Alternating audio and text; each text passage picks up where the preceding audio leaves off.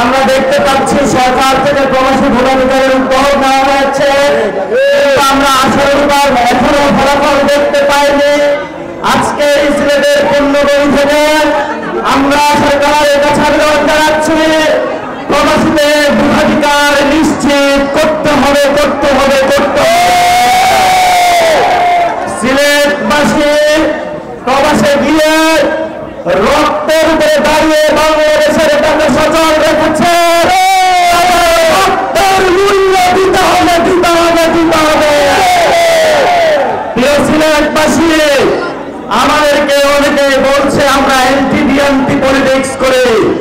আমরা বিএনপির বিরোধী নয়, আমরা খালেদা জিয়ার বিরোধী নয়, আমরা তারেক জিয়ার বিরোধী নয়, আমরা জিয়াউর রহমানের বিরোধী নয়। তবে বাংলাদেশে আমরা চাঁদাবাজদেরকে ঠাঁই দিব না, ঠাঁই বাংলাদেশে আমরা কোন সিন্ডিকেট ঠাঁই দিব না, ঠাঁই দিব না। বাংলাদেশে কোন সন্ত্রাসদেরকে আমরা ঠাঁই দিব না। আগামীতে যদি ঐক্য হয়, আগামীতে যারা আমাদের সহযুক্ত হবে তাদেরকে একটি শর্ত মেনে আসতে হবে। বাংলাদেশে চাঁদাবাজি করা যাবে না, বাংলাদেশে সন্ত্রাস করা যাবে না, বাংলাদেশে সিন্ডিকেট করা যাবে না, বাংলাদেশের জনগণের রাজনীতি করতে হবে।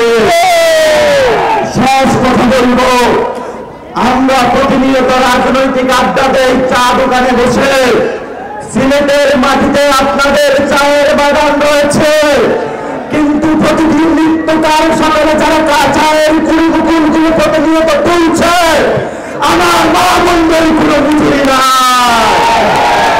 এনসিপি যদি সরকার গঠন করে আমরা মালিকদেরকে যেটা দেব, শ্রমিকদেরকে তাদের থেকে শেয়ার দেওয়ার ব্যবস্থা করবো ইনশাআল্লাহ।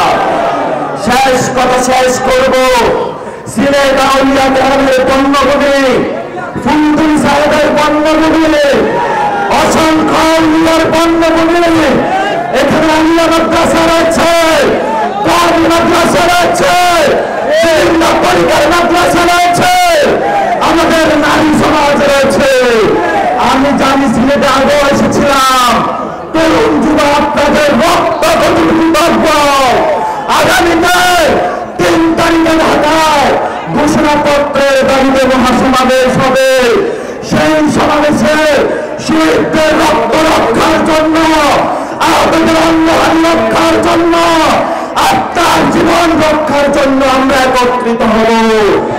আমরা সিলেটবাসী আজকে এই শহীদ মিনারে শহীদদের রক্তের কসম করে দাঁড়িয়ে হাত তুলে শপথ করি, 3 তারিখে সবল করে সবাই ঢাকা উপস্থিত হবে ইনশাআল্লাহ।